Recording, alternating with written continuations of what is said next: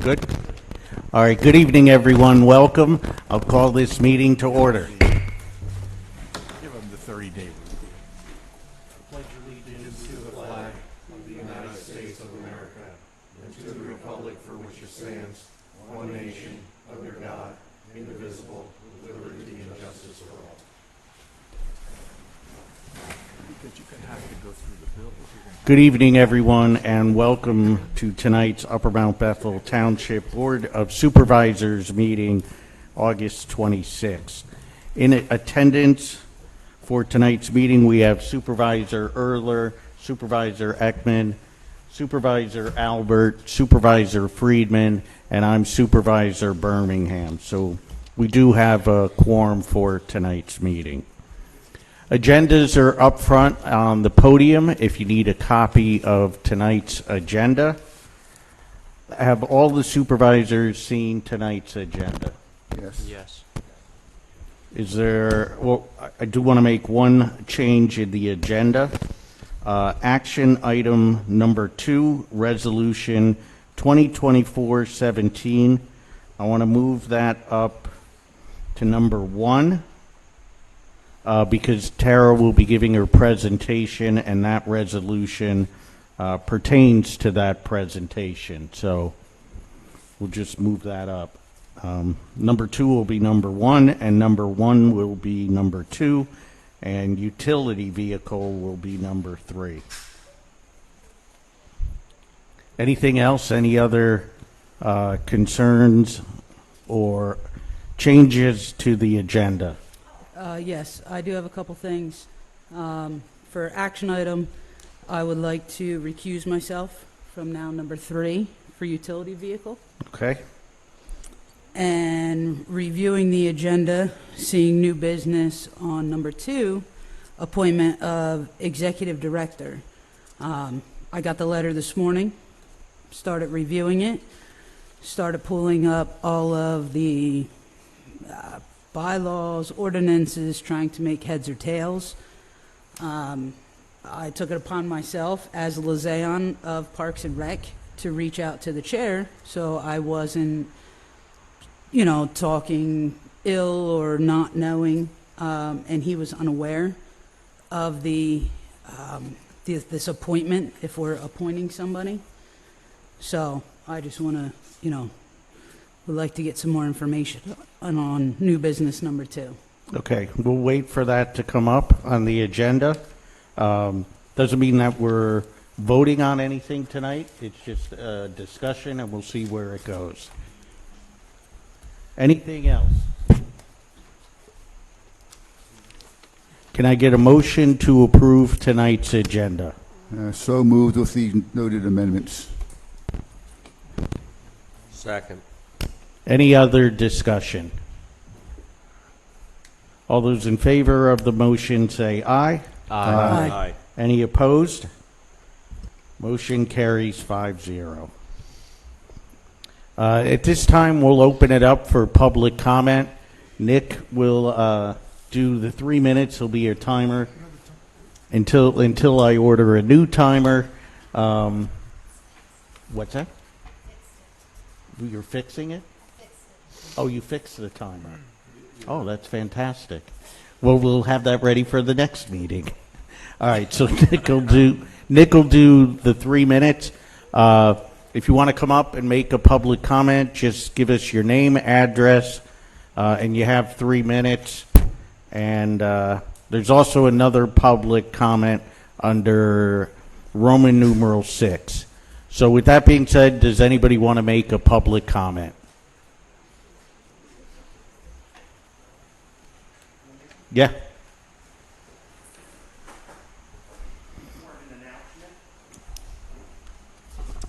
Stavros Barbonis, 1805 Potomac Street, Chairman, Parks and Rec Board. Just as an announcement, we just had our first hopefully annual and then some, food truck festival and craft show, and I wanted to just extend thanks to all the vendors and crafters that showed up for the event. As our first event, I think it went over really well. We also got a lot of constructive feedback from some of the vendors, both food and craft, that we're going to take their advice on and incorporate in all future events. In addition, we're trying to change how far in advance we start planning for these events. So the 2025 save the dates have already been posted. We're already working to secure vendors for next year's events, and that's gone over really well just at this last food truck festival. And then, as always, volunteers are needed. So I just wanted to put that out there. First one, we did pretty good. The food was awesome. Crafters are great. Some of the crafters did ridiculous.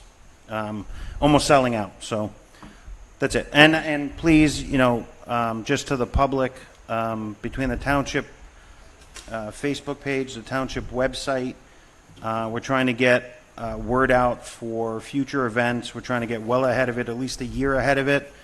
Mark your calendars. We're trying to get bigger and better every year. And thank you.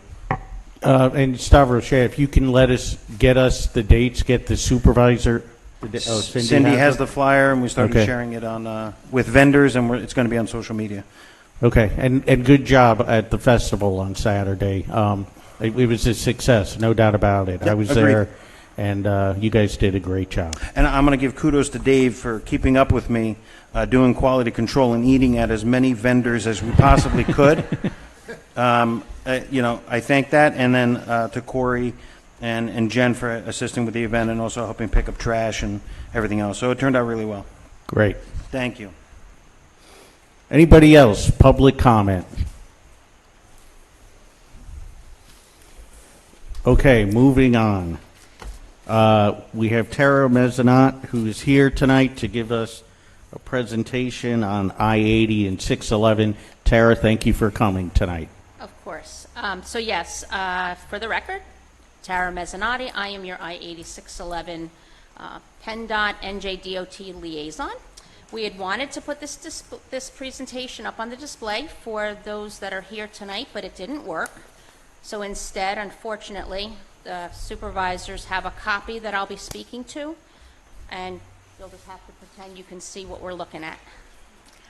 So I called this How Local Government Can Help During 2025 Preliminary Engineering for the I-80 and 611 projects.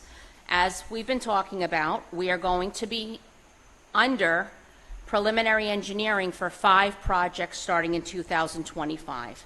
And as of now, and between engineering and construction, there, at least one or more of them, is going to be going on through 2032.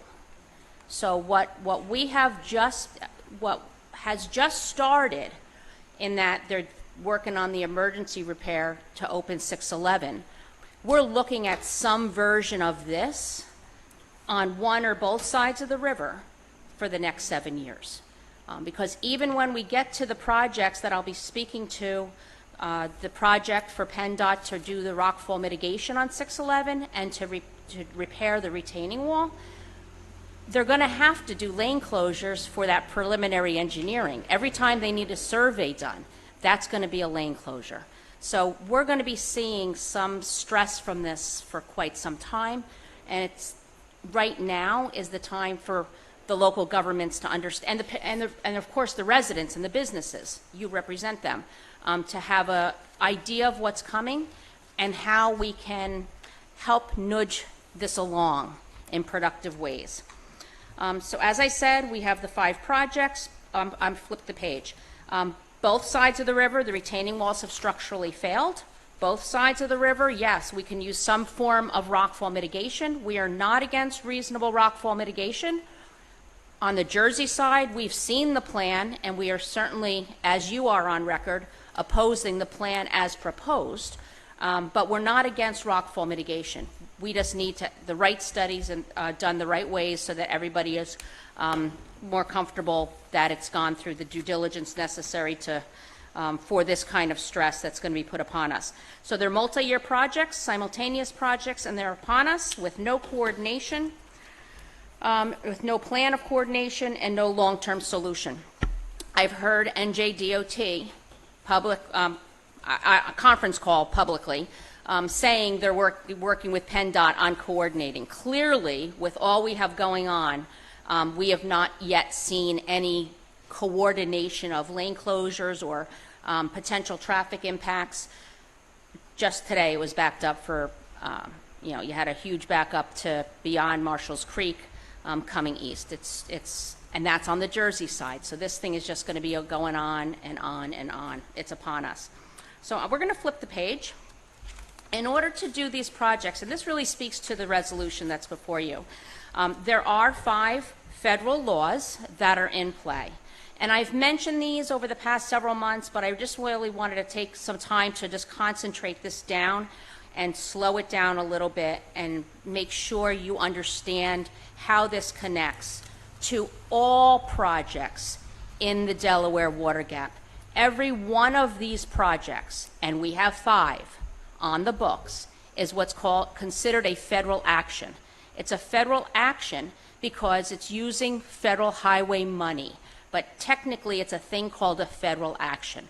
When there's a federal action and it's on federal land where we're in the area where there's federal protected resources, it triggers these federal laws. That's why, as I've said, we can't compare the Delaware Water Gap 611 to Grand Teton, or how quickly they got that pass open, or how quickly they got Philly 95 open.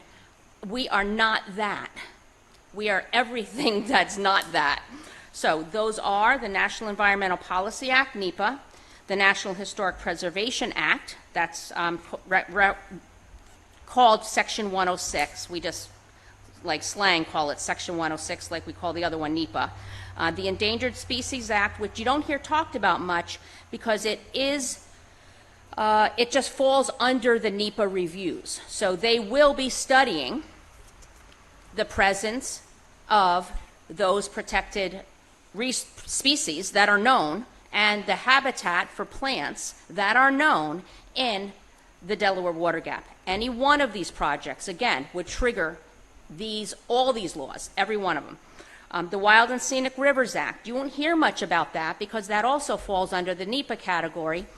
And that act has to do with protecting the outstandingly remarkable values, the values that enabled that section of the river to be designated a part of the Middle Delaware Wild and Scenic River. So how we see the slopes, the retaining walls, how we feel about that, affects how we feel about that. Those protected species are part of those outstandingly remarkable values. The historic resource, we're going to be hearing a lot about the 611 retaining wall, the wall that was built for the railroad that is listed in the National Register of Historic Places. It's not like it's identified or it's eligible. It's listed. Eligible, identified, and listed resources, properties, according to the National Register, get reviewed at the same level. They just have to be reviewed. It's going through a big review. The Native American Graves and Repatriation Act, that's for the Native American, the Lenape tribal resources that are there, as well as the Archaeological Resource Protection Act.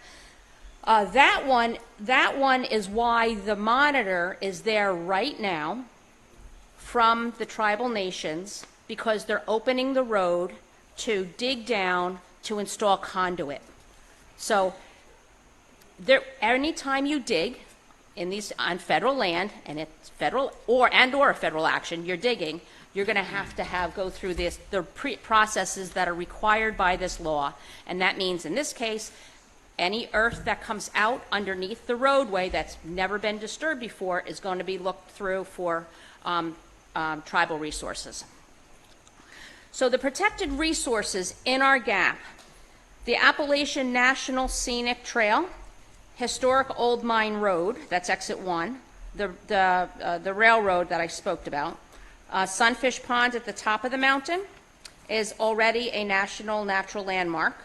The Delaware Water Gap is being studied as a traditional cultural landscape. It's happening. The federal tribes have secured that from federal highways. So during these reviews, they're going to be looking at it to see if it's eligible to be this another designation, just like the Appalachian Trail, just like Sunfish Pond, just like the Delaware Water Gap National Recreation Area. These are all designations that the national parks units, so to speak, that the National Park Service oversees. So that's happening.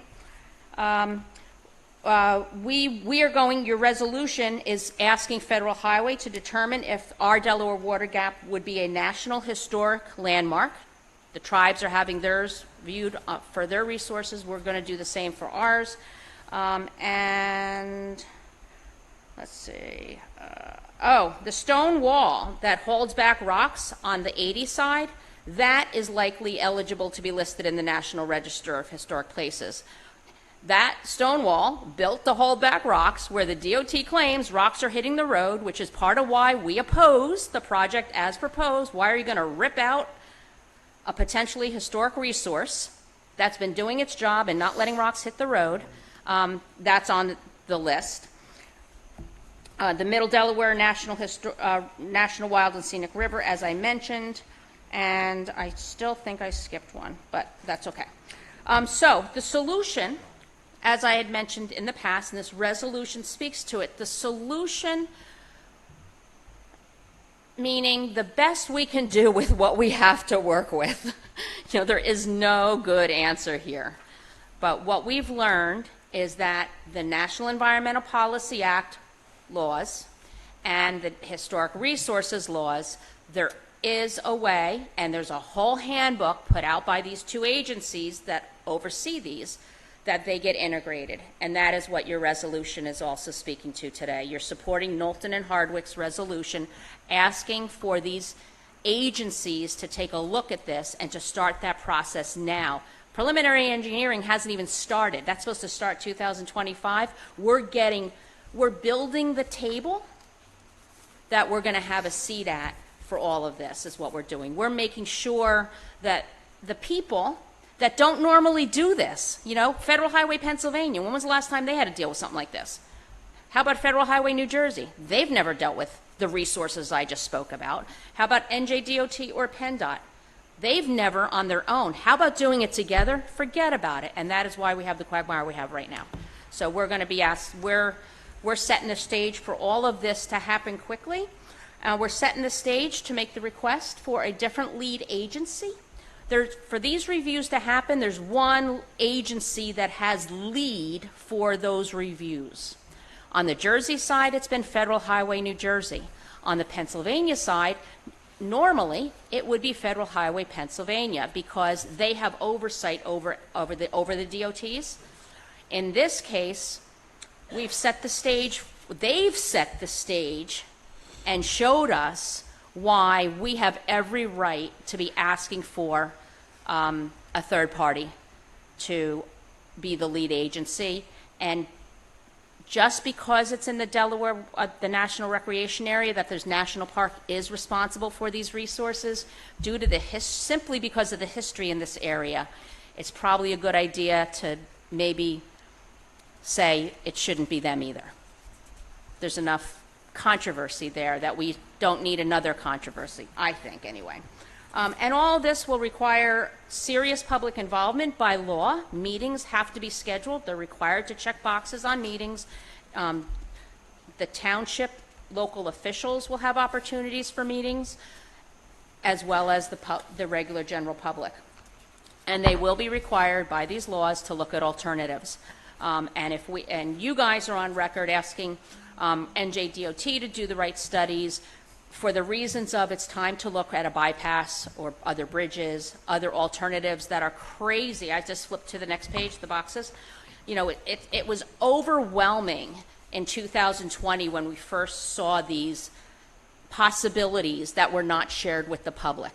The possibility of a tunnel under Tammany, a tunnel under Mincy, the possibility of a different bridge.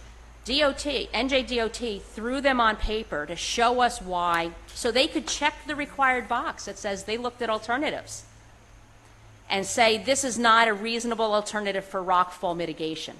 We are so beyond that now. These are reasonable alternatives for long-term solutions for our situation in the Delaware Water Gap. So let's go to the next page.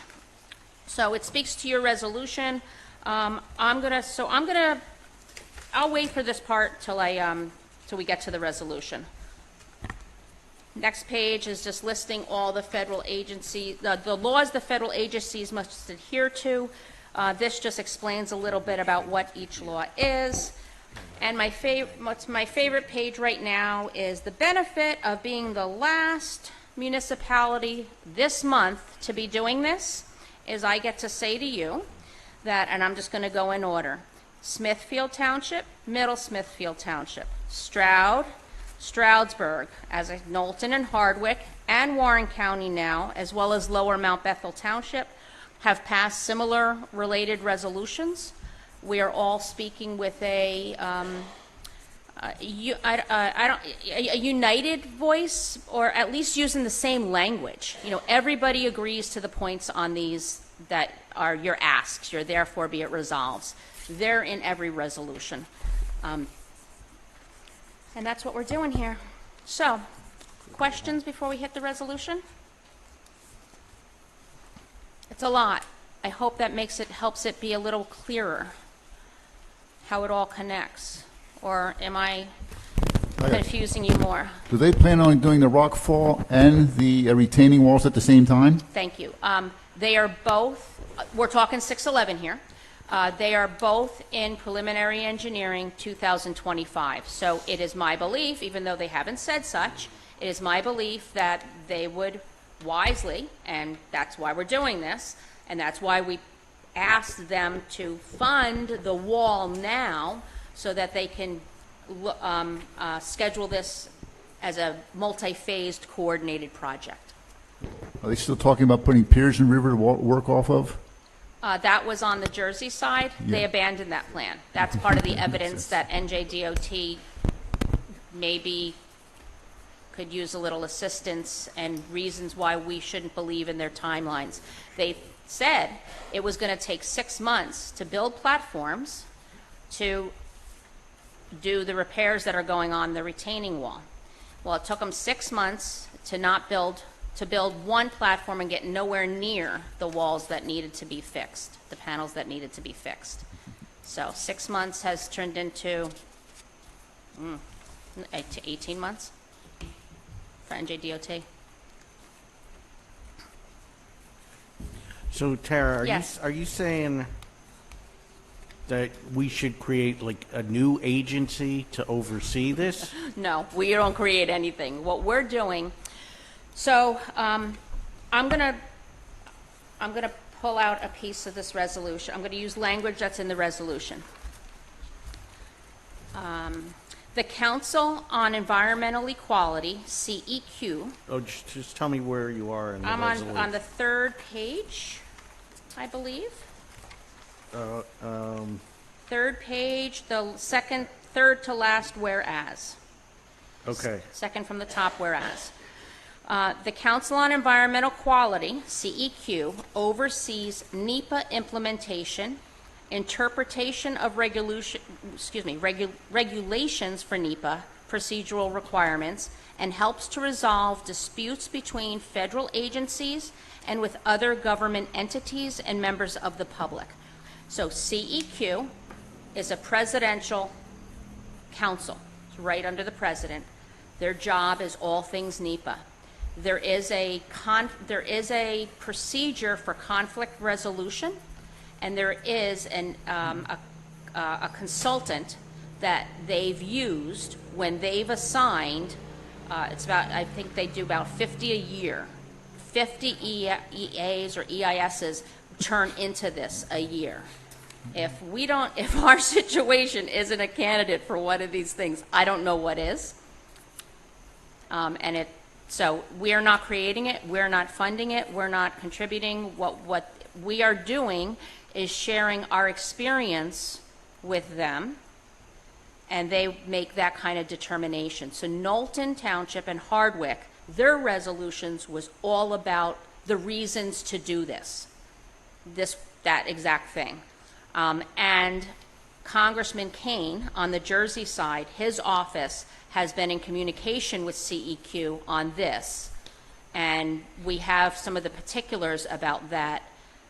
So we are just moving the next chip in that board, in that direction here tonight. Does that help? Okay. Is that, Yeah, it does. I think that's what you were asking, right? Yeah. Like, what are you talking about? No, makes sense. Any other questions from the supervisors? No, I think we should pass this and move things along. Just out of curiosity, Tara, how far down 611 does the historical studies go? I mean, is it just limited to the national park? Obviously, Upper Mount Bethel is Right. the gateway, but we also have the borough of Portland, and I mean, where does the actual preservation area start? When they're looking at it? What I know is that wall is listed, and I know that the wall in the Delaware Water Gap National Recreation Area specifically is listed. Okay. I don't believe the wall above Slateford, which is the wall where it's tippy. Yeah. I don't believe that's mentioned National Register anything, but the whole rail line is eligible. Yeah, a lot of that stuff was built by the WPA years ago, so. Yep. That's just out of curiosity. I just wondered how far south down 611, toward I Naples, think it's Portland, point of gap. historical stuff. I think it's point of gap. Just a question. Yeah. Sure. Happy to answer it. Anyone else? Okay, so we have resolution 2417. I don't know, did Ron look at this? I think so. Ron, you looked at this, right? I have looked at this. At the last meeting, Tara asked if I looked at it, and I bit her head off and said, I haven't had a chance to breathe. But I did not at that time, but I have since. It is a very thorough resolution, and if you get to the now therefore clauses on page 3 that basically say what you're agreeing to do, it's simply saying that the township wants to ensure, in number 1, public input is considered, that alternatives are adequately addressed, and that impacts are adequately considered. So that, and there's this other stuff about environmental studies, et cetera.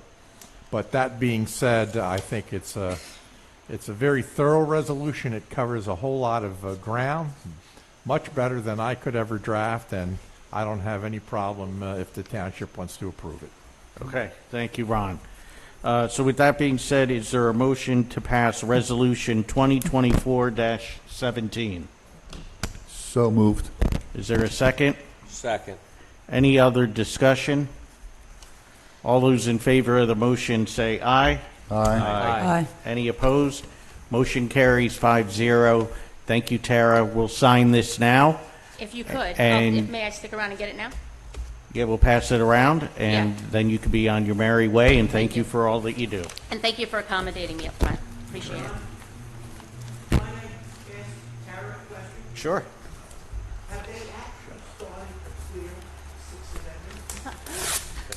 So the question was, have they actually started to clear 611? So if I may, what they needed to do was not what they were talking about all this time, which was phase 1, which was scaling. PennDOT wanted to scale the loose rock off the mountain. That was never going to work, and there's a mystery as to why why we didn't realize sooner that these laws were going to an environmental assessment was going to be triggered when they wanted to scrape the mountain. They were never going to be able to do what they wanted to do. So a few weeks ago, they came up with this new plan, which is not scaling, not touching the mountain. What they're doing right now is proceeding with that new plan with the tribal monitor there, as I mentioned, and that is, I think they're putting fence up right now for the safety of the workers, although I'm not 100% sure of that. And I think what's going to come next would be barrier, where they're going to have one lane controlled with a light at each end, and the barrier that will be there will be attached to the ground, and then high impact fence that I think is going to be higher than what the fence that's there now. So they have started that work, and We were told 8 to 10 weeks, which would be the middle of October, and haven't heard otherwise, and we haven't had a meeting since that was stated. Is that what you asked? Very good, sit down. Thank you, Tara. Yep. Okay, moving on. We have Resolution 2024-16. This is a resolution to recognize Olivia Milazzo, and it's for her dedication to her education and to congratulate her for her scholarship that was received from M&M Vineyards. M&M Vineyards gives out yearly scholarships to its employees who show hard work while working for M&M Vineyards. The employee is also a student who has good academic grades and is going on to college. So Olivia Milazzo has won the scholarship this year. There'll be a ceremony at M&M Vineyards. It's 10 a.m. August 31st. And if this resolution passes, we'd like to present that to her on the 31st. So with that being said, is there a motion to adopt this resolution 2024-16, which expresses the supervisor's gratitude to Olivia Milazzo for her dedication to a local business and the community of Upper Mount Bethel Township? So moved. Is there a second? I'll second. Any discussion? Just a quick question. We don't need any language in there say this is for a scholarship, or I didn't see anything on there that said scholarship. That's why I was questioning. Yeah, I don't think so. Ron, if you want to chime in, I mean, this is a resolution that we're, I'm not negating it. Yeah, I just yeah. want to make sure that No, the it's a- language is appropriate. it's a good question. Is there Well, any? the resolution says that she's being honored for her dedication to education and work performance. It doesn't specifically say scholarship. You can if you want to add it in. I mean, I'm sure this is on Word, and you can say she's being honored for her dedication to education and work performance at N&M Vineyards and her achievement of a scholarship or something. You can put it in if you want to. Yeah, I mean, I don't think we need to. I think it's more we're just honoring her for her dedication to obtaining an education. Yeah, but I'm glad you brought it up. Thanks. Yeah. Okay, so we have a motion on the floor. It's been seconded. Any other discussion? All those in favor of the motion say aye. Aye. Aye. Any opposed? Motion carries 5-0. Cindy, do we have a copy we can sign? Cindy is on top of it. Look at that. Fantastic. No, but yeah. Okay, number 3 is utility vehicle. Nick? Yes, Mr. Chair. This was a big discussion during the July 4th event that we had at the park. We had Supervisor Dave Freeman and Supervisor Corey Aikman graciously brought their ATVs there, which were needed tremendously. So we discussed that we have to, we should get Park and Rec, get them a utility vehicle, looking into it. And I walked in to see Corey to sign some paperwork, and lo and behold, sitting on top of the counter is a 2023 Ranger sitting there for $11,499. And I said, this is exactly what we were talking about. It's a great price for the township, for the taxpayers. We could utilize it at Eastern, and we could utilize it at the preserve, and also at the park. And so I spoke with Dave Freeman. We decided that we would move forward with it.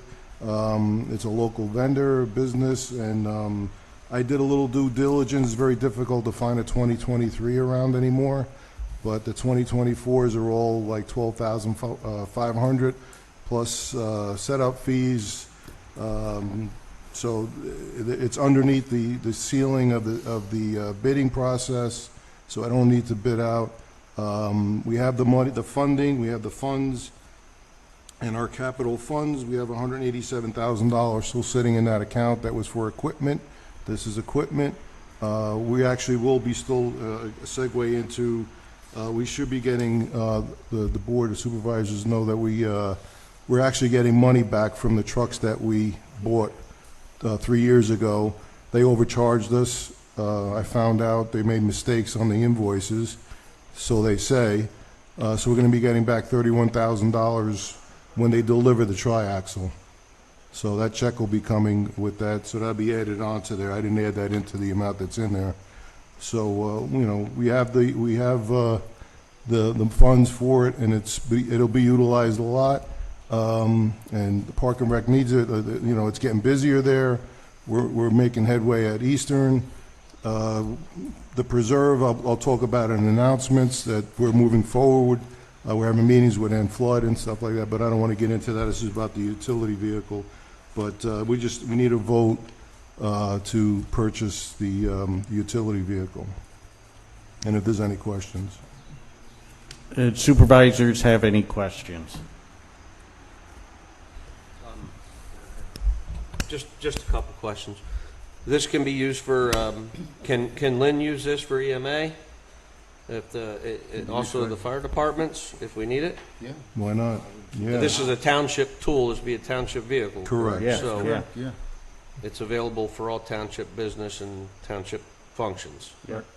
Right. We're not buying with open space money, so it's not dedicated just to open space. And the money used to buy this is coming from the refund, Oh, well, in essence, that money's the not... overcharging of the trucks from the Well, refund, yeah, the we 31,000. sold vehicles. There's money still sitting in that account from the purchases and from the, like I said, that 31,000. That's not including in the 187. So that's money that's sitting there from the sales of the other vehicles that we sold. I gotta say, when I had my vehicle up there, I didn't get to use it much. Everybody used it but me. I used it a lot, and it was a lot of fun. And it is very handy, and we did get the use out of it. It saves a lot of time. Yeah. And we took it for a test ride and everything. You know, it isn't the fancy model, it's the basic model. Yep, just to get the And, job I done. think it'll be a good asset for the township, and, you know, the Park and Rec, Stavros can tear around on it with his music, and so. Okay, any other questions? Do we have a motion? And that being said, Mr. Chair, I make a motion, we buy the 2023 utility vehicle for $11,499. Is there a second? I will second that motion. Any other discussion? Yeah, I just want to make this clear, and I don't have an issue with it or anything, but I just want to make it clear that, because there's been some questions about some money spent. I know that there were some questions about the grant process we're going. That's not for the emergency shelter for Upper Mount Bethel. That's not taxpayer money. We're not doing anything with the ambulance. This is just a refund of money for overpayment on the trucks, and this is going to be used to buy this utility vehicle. Correct. And this is going to be used as a tool for the township, from the public works all the way down to the fire companies and the Park and Rec, everything that we can utilize this for, correct? Are you guys all in agreement with that? Can I? Yeah. Yeah. No. I Oh, mean, yeah, you can, you can't vote. She can comment, right? You always can comment. Yeah, you can comment, Corey. No, I mean, what we went through in 4th of July, I mean, it was even from the constables to everybody. I mean, it was hot. There was their own separate parties going on in the parking lot. They're trying to manage all that on foot, sweat. I let them take ours or take mine. Yep. You know, I was ready to try to secure another one that night. You know, Supervisor Friedman had his. You know, if fire company needs to go find anything. I think it's a good tool to have. You know, from them cleaning up at the park, anything. Yep. So it's very useful. Okay, we have a motion on the floor. It's been seconded. All those in favor of the motion say aye. Aye. Aye. Any opposed? Motion carries 4-0 with one abstention. Thanks, Mr. Chair. Thank you, Nick. Next up, we have the Upper Mount Bethel Trick or Treat Day. We need to pick a day and time.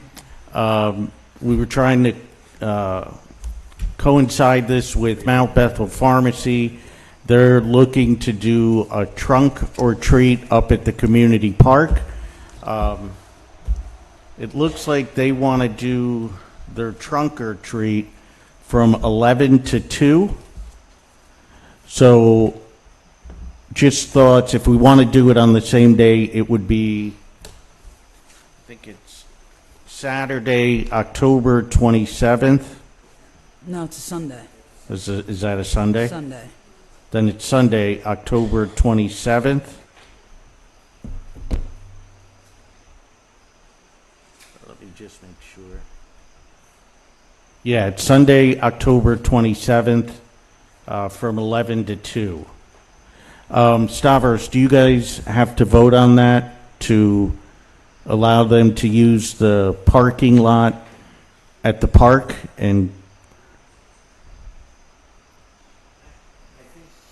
It's a public event, it's not a private event. right. What we said is we wanted to get the Board of Supervisors to pick the trick or treat bill.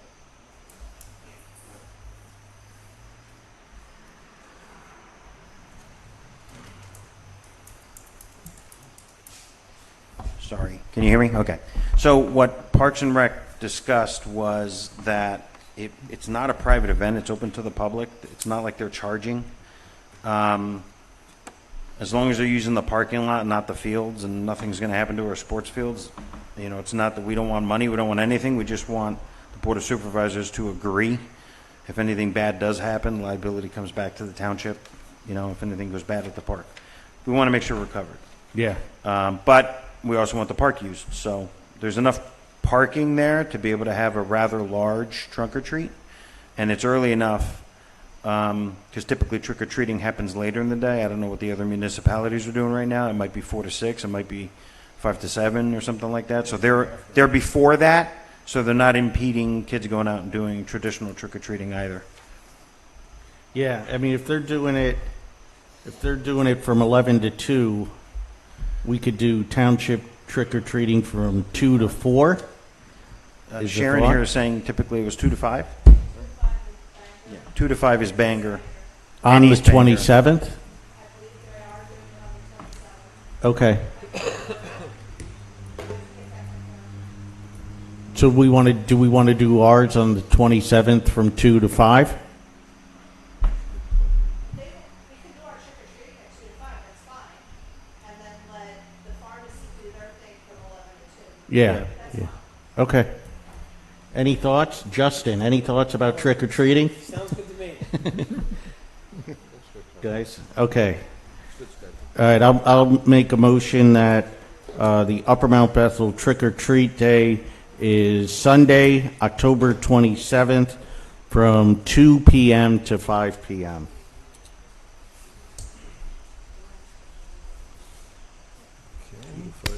I'll second.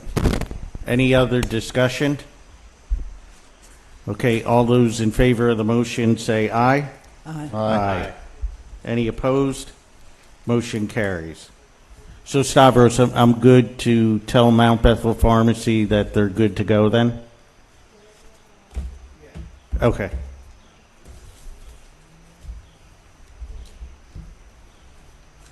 Okay, next up, we have appointment of the Executive Director, Sporting Activities. This is for April Pinto, and I asked April to come and speak to this request tonight. I believe Supervisor Ekman wanted this tabled. Did you want this tabled?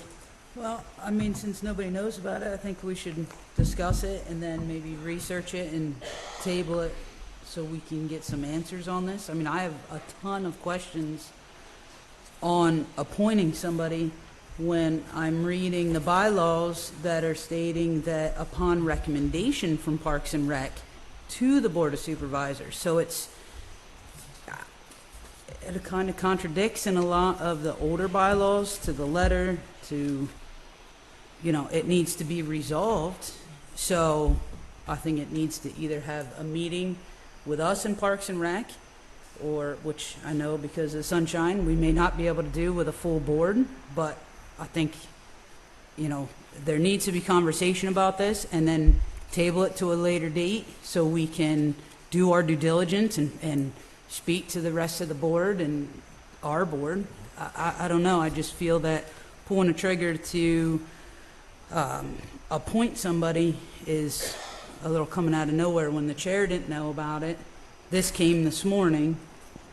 I don't know. I just, if we're jumping ahead of, you know, out of the gate too quickly, I think there needs to be heads or tails made out of it. No, and I think I could have rephrased this better. This is just to discuss the appointment. We're not here to vote tonight on whether we're gonna appoint or not.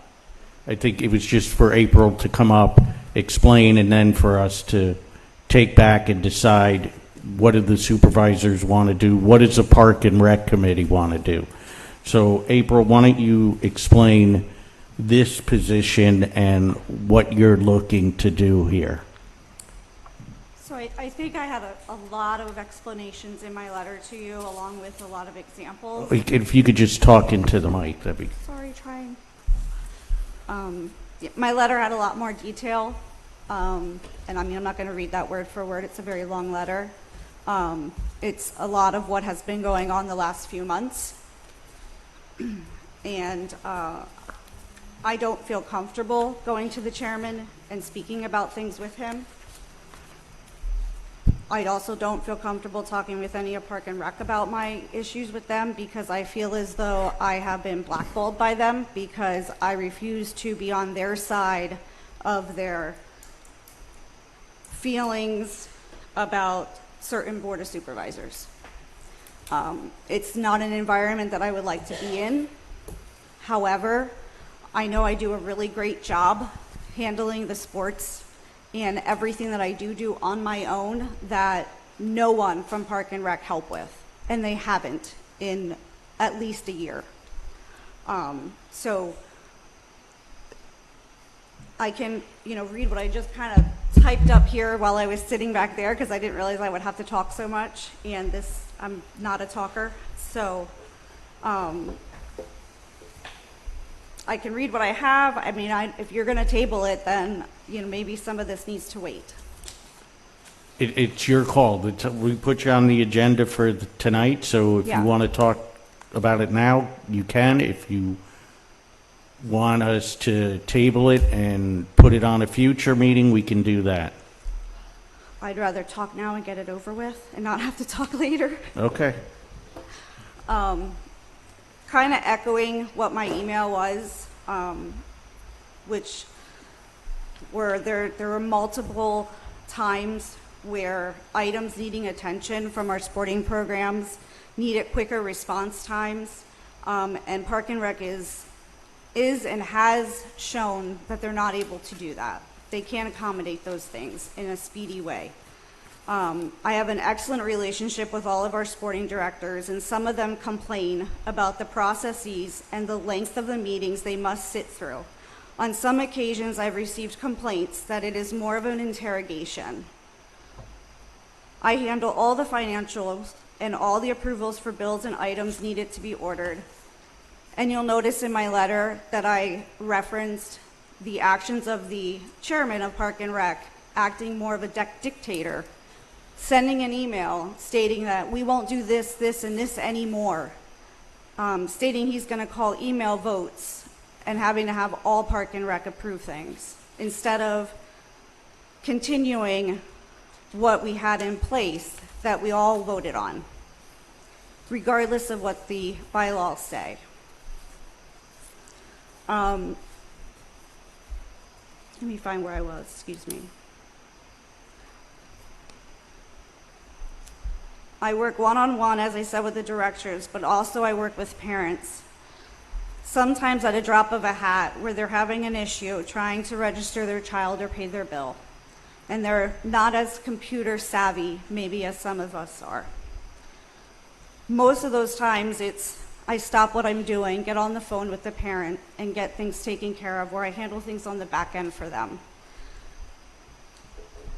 I can tell you from what I've heard and my experience sitting on Park and Rec that when I didn't do rec desk, most of these things did not happen when the chairman had to handle things. I believe that by streamlining this process, where answers can be received faster and having less people, especially removing the people who don't have the proper knowledge to vote timely, also in turn having a more personable interaction, will help these programs run a lot smoother and much more efficient.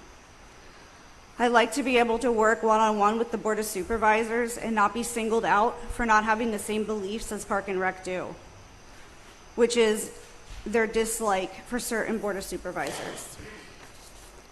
I feel certain that Park and Rec never want to work with any of you because that's all I hear is how much they hate it. As an example, 4th of July was hours of talking about how much they hated the pavilion color. The same people who only 2 of them came, one of which didn't come till after 2:30 in the afternoon that day, the other one after 6:30. And our chairman not coming at all, because days before that, he gave his resignation. So from that day on, I received a call from not only my husband, who avidly works with this township and our residents, and has for many, many years as a fire chief. But I also had a call with Nick, who was saying, hey, I need some help here. I don't know what's going on. And so no one else from Park and Rec, as far as I know, reached out to the township manager and to see if he needed any help to pick up some of that slack. I was the only one. I was there Friday night looking through all of the items to make sure we had everything and what we needed to do for the next day, making certain decisions about not having a slushy machine run because I don't know how to run it. And then being there all day on Saturday, all day, getting our stand set up and ready to go. After that happened, our next meeting happened when, this is just off the rails here, was a meeting called by a non-officer who assembled an agenda together, who asked for you, sir, to come to our meeting, which I believe was all just put in place so they could yell at you some more instead of saying thank you to all of you for helping that day to get it taken care of for our residents and our kids. That's what I want to do. I'm good at what I do. I have a computer programming degree. I also have a bachelor's in business. And I've had a kid that played in sports. But what I don't want to do is sit in meetings where we talk bad about other people when we should be thankful and want to work with them. That's how I feel. So, April, explain this position and why you believe this position should be separate from the Park and Rec Board. I think that it just needs to be run differently. Faster response times, as I said before, less people involved with all of their separate opinions. It's just, people can't wait a month or 6 weeks or 2 months for answers. And I have been told recently that actually email voting shouldn't be happening at all. So if that's really the case, these people will have to wait until meetings to go through approval processes, when they could just pick up the phone and talk to the same person they've been talking to for over a year, who understands the ins and outs of their programs, because I'm hands-on with them throughout their whole seasons and before and after. It just works. It works better. And how often does the park, like what I'm trying to think is, Sure. if the Park and Rec Board meets once a month, you guys meet once a month, does that hold you up if the voting has to be in person? Correct. Yes. So what about during sports season? You know, we can, well, I mean, Holds it up if we have What to if wait they for a do- meeting. What if they do two, during sports, do 2 meetings a month, and then in the wintertime, when there's nothing, drop down to 1, or an emergency In the Zoom? wintertime, we have basketball and we have volleyball. So they, are you trying to say they essentially would have to meet twice a month for you to be able to keep doing what you're doing, or? If voting has to be done in person, at times, yes. Not every month, I wouldn't say, but at times, yes. Now, currently, if a sporting activity comes up, do you have approval on your own to say, yeah, let's dispense the funds? I do, because we had a second vote that I asked for, that we go back to what we decided to over a year ago, which was to give me the ability to do that since I was a sitting treasurer. And that's part of the Committee on Finance, correct? Correct, that met one time. So a one-time vote? Or No, for the whole? that committee only ever convened one time. And the funds that you approve, they come out of the Park and Rec Fund? Correct, but they are non-taxpayer. They are the monies from the registration that the parents pay. They're all the self-funded programs. Okay. Any other questions from the supervisors? I understand that you do, and we thought there's concern that I believe we need another person to help Ms. Pinto with the finances. If something happens to her, if she wins the lottery and moves out of the state, what are we going to do? Yeah, that's a I'm good point. I'm open to that. Okay. My question would just be, obviously, they would need to be a UMBT resident. Is that correct? That they have to be a UMBT resident? Okay. Is that correct? Or could it be anyone in our I sporting don't know. programs? On a board you do, yeah. That they have to be a UMBT resident. Okay, then they have to. Okay. Okay. All right, so at this point, I'll make a motion to table. Let us talk about it. Let us do our due diligence. I mean, Ron, do you know offhand if this can be done? I mean, we're probably going to need you to... I'd have to look at the bylaws and the rules and regulations with respect to the Park and Rec Board ordinance, but I thought I remember somewhere in the ordinance about being able to appoint a director or something. And There is- that's what we're looking at. That's what we're referencing tonight, Ron. Is it a paid position? Not that I'm aware of, no. It says employer. What's that? It's an employment in the ordinance that's effective right now. It's a paid position, and according to Rick Fisher in the past when I asked about this, there was money in the budget to pay somebody for this position.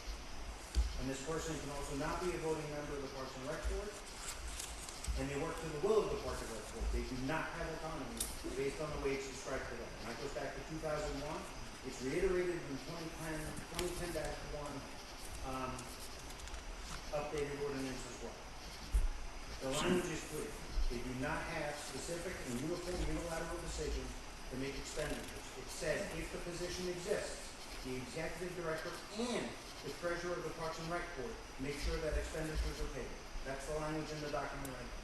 So I do recommend the table because I have a lot to say on this in the report that I can provide all of you. Furthermore, Parks and Rec, by ordinance, is the entity by which that recommendation, the selection, the employment, and everything else is provided to you. We have a say in who that person is. And as far as I'm concerned, it's a paid position, which means the job description needs to be written, it needs to be advertised, and people have the opportunity to submit their applications for who the best candidate is for that role. Are you looking to get paid for this, April? No. But it is the way it's written in our ordinance. So we'll need you to look at this, Ron, and give us your legal opinion. Yeah, I can take a peek. I mean, I'm hearing what Stavros is saying, and if that's how the ordinance reads, well, then that's how it reads. But I will double check and determine if there are any special nuances with respect to that. And in the meantime, if the supervisors are tabling the matter, then you all have an opportunity to give this some additional thought also. So Cindy, why don't we put this on for September 23rd? And this will give us a chance to look into this. You know, we haven't heard from the Park and Rec Board about this yet. Stavros said he's going to send us a report, so let's hear what he has to say, and then we'll come back on the 23rd. Thank you for your time. Thank you, April. Okay, so I made a motion to table. Is there a second? I'll second it. Any other discussion? Yeah, I just want to point one thing out. I attended my first Park and Rec Board the other day, the first meeting. We had one member resign, come back. We had another member resign. Now we hear like there's another issue. We have to get this Park and Rec Board together. They're here for the park, or they're here for the kids. You know, when you hear this dissension among a committee that's here for the township, we gotta come up with a solution. We don't want to come to a meeting and hear this, and our taxpayers don't want to hear it. The people that we represent don't want to hear it. We just want everybody to get along, and they should be here doing everything for the kids. So let's come up with some solution and figure this out. Yeah. I mean, that's my concern. I don't want to hear this. I really don't. As a supervisor, I'm really concerned about that. Yeah. No, I think it's an excellent point because. And anything I can do to help, let me know. I'll gladly come help. So. Listen, I can say more just based on what we've heard now. And if you will allow me, I want Why don't you go up to the mic? Should I get the timer out? What's that? Want me to get the timer? before he goes, I just want to make one thing based on wider conversation. Come on up to the mic, please. Marty Pinner, 39 Lindsay Lane. When I was on the prior board and the liaison for the board towards Parks and Rec, Nick and I did talk about early on in his employment that we needed to have a part-time person that oversaw really that entire thing with the way that the growth that we were looking for. So whether that person be hired as an assistant township manager with oversight of the Parks and Rec so that there was somebody here. Because of the way that the sports programs were growing at that time and everybody being a volunteer, it made it extremely difficult for some of the reasons that you had heard. And not to mention that there was an influx of members where people couldn't meet, we couldn't have votes because we didn't have quorums in some meetings or whatnot. This would help alleviate that. But my recommendation to Nick back at that time was to look at a part-time person, whether it was a part-time assistant manager or somebody that was employed by the township, which would be separate from the board, and that would have oversight of that. So those were discussions that we had, and I don't know if you guys were aware of that, but those were conversations that Nick and I had back then. Thank you. And one more thing, John, if I can. Yeah.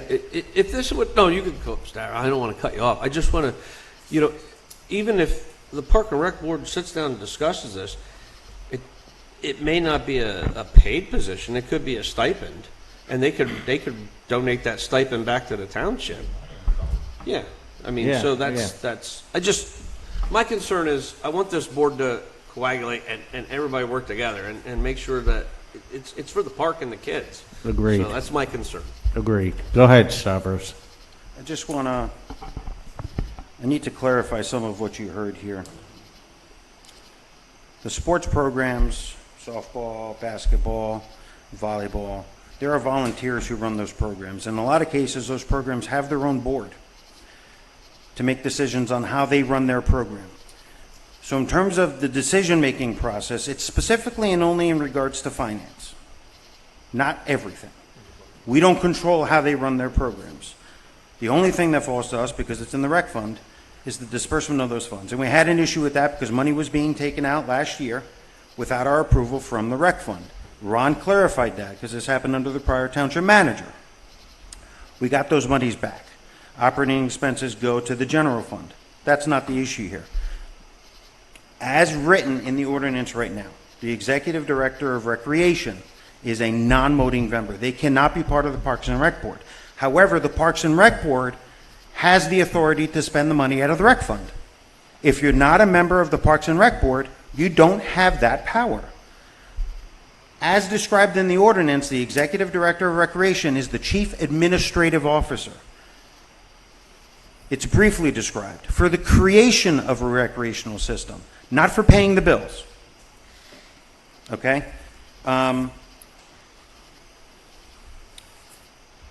In terms of the other things, of who does what and where, I know for a fact that for the last 8 years, nobody's volunteered more time than myself at these events. And being there all day, great, you did it once, I've been doing it for 8 years. I don't want to hear it, okay? In terms of us having issues with supervisors that undermine the authority of the Parks and Rec Board by trying to do something like this, we're trying to spend money that we didn't approve, which was her unilateral decision to pay for that band, not approved, not sports money, taxpayer money. That was a unilateral decision. We don't do that. According to the ordinance, there's no separation of whether it's taxpayer money or sports funds to be voted on and approved in a public meeting monthly. Okay? Last July, because we knew it was inefficient, we did vote to hold email votes to approve those outside of a public meeting, but then read them in. Okay? Then we tried to get our new bylaws approved. Now, while you approved them, they have to be adopted by ordinance. It was never done. So all of that went out the window. There's no description in the existing ordinance that defines the duties of the treasurer right now. What I wrote included it. In the last meeting, and 3 of you were there, I iterated. The reason I sent my email that's being dictatorship, no. I said we're breaking the law by not following what the ordinance is specifically telling us that we have to do. She made a motion anyway to keep going it that way. But we're going against the law. It wasn't me spending money. It wasn't a vote. It was, hey, we need to do things legally right. And I think you all agreed. We also know, thanks to Jason Albert, that the treasurer should be bonded as well. The person is not bonded right now. That's separate and apart. We're trying to do things properly. And we have been operating for the benefit of the entire community. Stuff like this cannot happen. You know, same thing with a resident. It's worth saying, because I don't know if you're a resident now. They might own property, but according to Ed Nelson, as long as they own property, she could be on. But she's not a resident. I don't know if that's changed. So if we're going to follow the same rules and regulations that you're deeming out and making decisions on, then that should be looked at as well. I have no problem with anyone. I do have some issues. I've openly stated I have issues that you don't support Park and Rec properly. Yes, and I've been vocal about that, because I do feel that happens. It's happened a lot, and you know this. Well, no. But I'm not here for my own good. Stavros. She's marking that. But these meetings are public, and she has the minutes. If you want to hear what's going on, come to our meetings. 3 of you are coming to our meetings now. At least 2 of you show up. In the past, we weren't having that. If the Board of Supervisors wants to know what's going on at the Parks and Rec meetings, I'm asking that you come. We need more support. We don't have enough volunteers. This last food truck festival, it was Sharon and I and my son Orion and my wife Kim. The other members couldn't be there. April wasn't there. Nobody heard from her, so we don't know where she was. So you can throw shade any way you want. Okay, and I've said this before, I don't care about words, I care about actions. I've demonstrated, as many of these other people behind me on our board, that we are in it. We're part of it. It means something to us. We're going to protect it. I'm going to do the same thing right now. And I've highlighted the 2 ordinances that I'm more than willing to give to the solicitor to review my comments. And I've even emailed all of you. When I sent that email, you all got the same ordinances. And I said, if you know different than what I know, please correct me. Crickets. To me, that says what I said was accurate. Or you didn't read it. I don't know. That's all I have to say. No, hold on, Nick, hold on. Stavros, I support the Park and Rec Committee. I promoted the Food and Truck Festival. You did. What I said in the past, this is in the past. We've had our disagreements, yes, but let's let that be gone. Absolutely. Let's move on. You are now, and I do feel you are now supporting us and you are promoting us, but in the past we've had some bumps. It's okay. Civil discourse. We can get by with everything. But moving forward, to Jason's point, which is what we're all trying to do, Yes, I resigned in the past. It's because of the actions that were taken. You're undermining, I felt, you were undermining the Parks and Rec Board with the powers that this, whether it was this boss or the prior boss, that you gave us. We're trying to follow the policies that were defined by your body. That's all we're trying to do. So when I sent the email that says, hey, we're not operating legally, you heard me. We can't do email votes. Let's update the ordinance and the bylaws so that we can do email votes for sports programs. That's what I'm working on right now. I'm actually rewriting the ordinance and the bylaws to get that on paper. It's not done yet. Okay. We're getting there. Thank you. Yeah, and the bottom line is What- to just get back to what Jason said. You know, we've got to figure out how to work this out. We've got to put the past behind us. The Park and Rec Board did a great job this past weekend. Let's figure out how we can keep it going. I'm happy to promote any event I can for the Park and Rec Board. If I'm not promoting something and you want it promoted, Sharon, just shoot me an email, and I promise you it'll go up. I promise. Nick? Yeah, Stavros, I just want to, the 2010-01, is that the ordinance that is in place right now, that is approved, that you're going by? It's a combination of 2001-05, 2006-01, I believe, and 2010-01. All right, Ron, you got your homework cut out for you. Yeah, I just wrote those all down. If we know what the problems are, why can't we sit down? If we know now what the problems are, we know what the solutions are, why can't we sit down and write an ordinance to address that?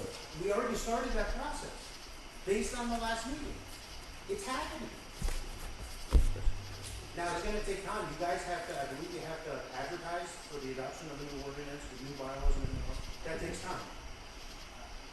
I'm working on that now, I'm not there yet. And now I wanna incorporate additional language specific to this.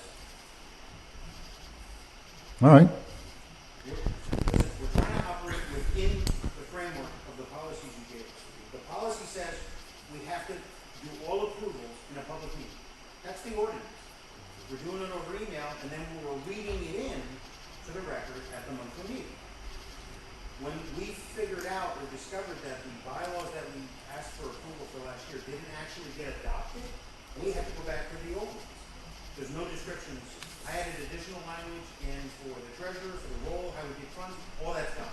So now we have to go back to the prior version, which says you gotta do it in a monthly meeting. The law is telling us that, the ordinance is saying that that's the case. So when I sent that email, it says, hey, we're not operating. We're not doing it right. So, Ron, how long do you need to come up with your analysis on? Oh, I should have it by the next meeting or so. I mean, I've looked at these ordinances before when there were issues regarding the Park and Rec. The hardest problem is for me to find the files again, but assuming that I don't have a problem finding the information, it will not take me very long to read these and say Okay. what I believe is the case. Okay. You know, bylaws are how the organization is going to run, like day to day. That's not the same as the ordinance. I want to see what the ordinance is. And Stavros, you're writing an updated ordinance? Okay, so we'll see what you say about the current ordinance, then the supervisors will look at Stavros's newly revised ordinance, and then, and what did I say, the 23rd right now is what we'll come back and decide how to make things good. Did we, now, I forgot, did we vote on the motion to table? Okay, all those in favor of the motion to table, say aye. Aye. Any opposed? Motion carries 5-0. Next up is the September Town Hall meeting. This is a meeting that I would like to schedule. It's a special meeting. We won't be voting on anything. It's just a meeting where all 5 supervisors, if we can, will be present. I think we can hold it right here at the garage, or we can think about the firehouse. And it's just a town hall, open discussion. It's going to be, after throwing out about 8 different dates to Cindy and getting rejected on all of them, it looks like right now we can do it Friday, September 27th from 6 to 8 p.m.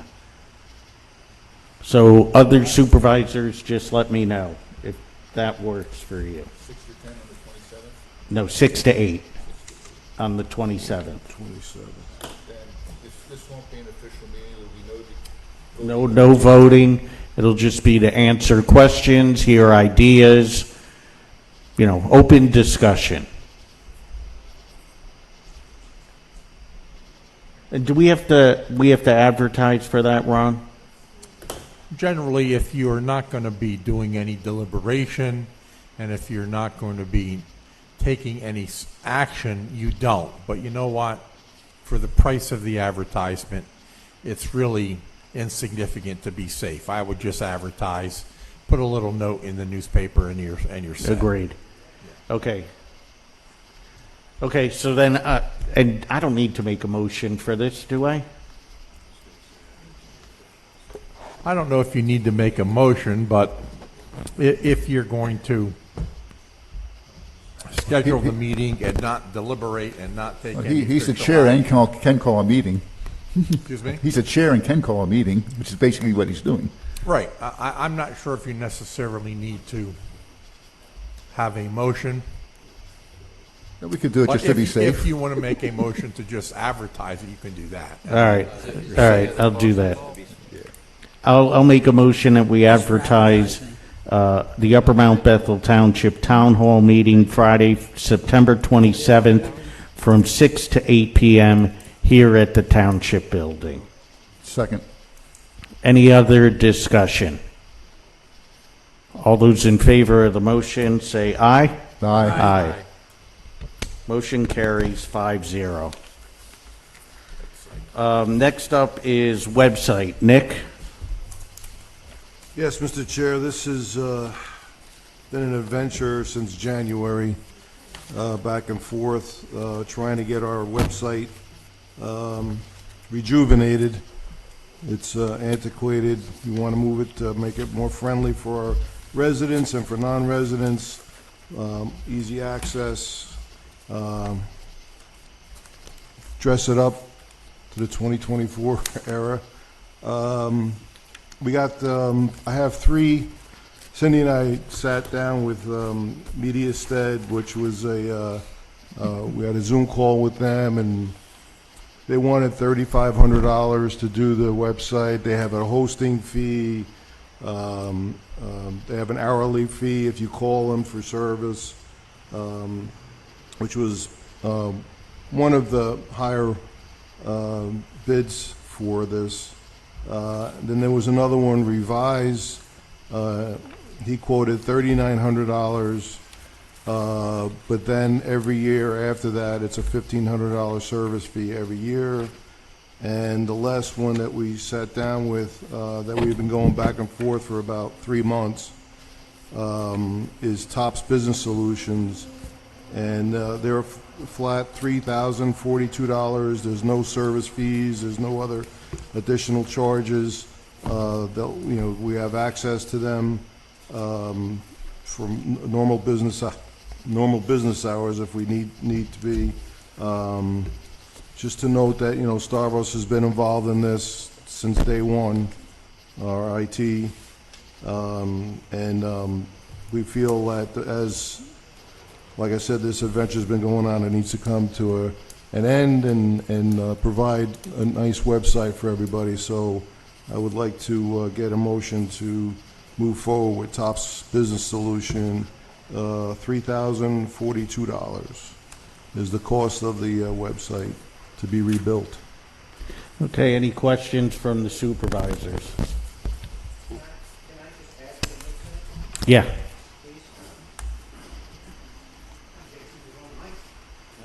Maybe. Yeah. I know this is happening, and I agree. We all know I'm busy as hell. The township needs more for the website. In terms of those hidden fees, the township is paying for their own hosting right now. So I'd like to, I know you're going through it. I'd like to review whatever you decide today. If you're going to get rid of your own hosting and they include it, you're going to save some money per year. And then the other thing I'd ask is that I also have access to resources in case something's going on. I understand the back end at least to get to resolution faster in case it has to happen. If you're going to host your own site and they're just going to create it, that means we have to maintain the hosting account for the township. There's no right or wrong way of doing this. I just want to make sure that we're not spending money we don't have to spend. Yeah, no, I think it's a good idea. I've got a question, Steve. The other day when we had the technical difficulties, you said something about a backup. Would that be addition to this website? The backups, I provide that as a service right now, just like I provide the plug-in for the calendar as a service right now. But didn't you say there's a thing we had to subscribe to get the backup? Talking about Starlink? Backups for the website.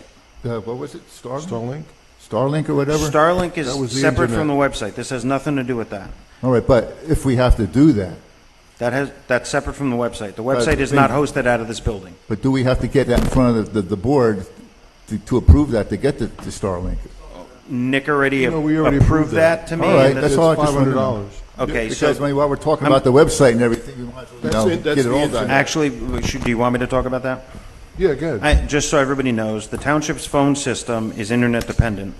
The township's email is internet dependent. When the township lost internet that day, lightning strike fried the modem. It fried several amplifiers inside the building and otherwise. The entire day, the township had no phones. The township had no email. We talked about having a second circuit to provide 100% uptime, because if an emergency happens, like right after a storm, that's the most important. So we decided to go with satellite because there's no cables, there's no wires, there's no nothing. It's not going to sit idle. You'll be using both circuits 100% of the time. So you're actually going to double your bandwidth. The system that is already in place is automated. If either one goes down, you will have no idea. So that's been implemented then? No, it's on order. It was ordered today. It's not going to arrive until between September 7th and September 11th to this building. And then we'll be able to work with the road crew. We've got to put a mast up. We've got to run a wire. And then, a few hours of work, and it's going to be implemented. But it's in the works? That is correct. Okay, that's all I want to know. Thank you. Okay. Any other questions? Nope, all good. Okay. Thanks. Oh, Stavros, he said that the GoDaddy, that's our hosting service? The GoDaddy? Yeah, how much do we pay for that? GoDaddy is not your hosting service. GoDaddy does not go away. That's your registrar for domain registration. That's where you have your domain. That doesn't go away. InMotion Hosting is your current hosting provider. Okay. And I think we're renewed for 2 or 3 years at the Yeah. time. I think you might have a year left. We might be able to, if you're not going to need it, we might be able to get some credits. I don't know if that's going to happen. I though. think we're going to continue using it. That's why I was asking. We can. Like I said, whatever you decide, let me speak to them. He And wants to speak to you. okay. Yeah. And make it a smooth transition. Yeah. I don't have the time. You guys need more creative, and you have to provide more content. Like, I'd like to see more up there, like the business directories up there. I want to start promoting our sports programs more. I'm one person. Well- And during the day, if stuff happens, I'm already slammed, and I've been getting busier and busier with work, so. Well, any advice you can provide or consultation, we'll take it. We know you're a busy man, but any oversight you can give would be appreciated. Happy to. Is this website separate from security then? Yes, it is. Has nothing to do with security. Although it does need to be secured because your website attempted logins, at least 15 to 20 a day. I've had to block several countries, and I've blocked all but 2 IPs from being able to I'm get to talking the. about physical security, cameras. That has stuff nothing to like do with physical security. that. All right. Yeah, The website is hosted separate. outside of this. It has nothing to do with the network, the internet, or anything in this building. Okay, thanks, Stavros. So I have a question for Nick, but Stavros, you might have to add to this. So this is to construct the site, $3,042, Right. but we have to maintain it, correct? We're maintaining it, yeah. But And the whole issue with the site is that Stavros didn't have enough time to upload the information. So we are at the same. Not the Point? amount of time. Timing is an issue. If I'm given 6 hours to post something, and I'm enamored with my full-time job during the day, I might not get to an email within the 24-hour period that you need to post for a meeting. Okay? Well, I saw that for the EDC, they wanted to do the business directory. The business They directories- got their plan together. They got their list together, and he put it up within 2 weeks. It was completely done. When you say he, you're talking about Starbucks? Stavros. It was on the site, ready to go, and operational. There's, We'll still have, with this, we'll have Cindy will have access, Stavros will have access, Nick will have access. So we're going to improve quicker turnaround time because one of these three will be able to do it. okay, I And want they to can't just, do it with our current site? No, not true. I think just Stavros has I access. remember him saying that we all have, not we all, but there is access to our current site as it was created. Whose access? No. Cindy. Cindy has limited access. Cindy But Stavros has, has full Cindy access. has full access. I had no access. I have access to the back end, which is, unless you know what you're doing, you don't get access to the back end. Okay? We had to do that because your saldo and your zoning ordinance was so big, it broke WordPress on upload. So I flipped the entire back end so that I actually do a secure FTP into the site to upload all of your agendas, minutes, any major documents. You can't just go into the standard interface and publish a document. Now, that being said, I have a separate process for putting agendas and minutes up. Cindy has a separate process for putting up notifications and announcements. And then there's a separate process for posts and newsletters. It's all different. So when this new site is being created, I do want to speak to them because what you want to do is have a process that, wherever possible, is streamlined regardless of what you have to post. Right now it's not, but part of that is because of the size of these documents. Now, since this time, E360's come out, which we don't have to maintain. It's an external link that somebody else is maintaining. So all the ordinances, in theory, we don't have to worry about posting them anymore. People can go to the E360 link, and that takes out a lot of that large, complex issues behind the scenes that the platform can't support. So yes, I can provide some insight. I do wish to speak to whoever you decide and figure out what the easiest way for you guys to manage on an ongoing basis. Are we able to give Nick access to the website? Yeah. So this is 3,000 just for a facelift. Yeah, it's to create a new website for us. But we still have access to him.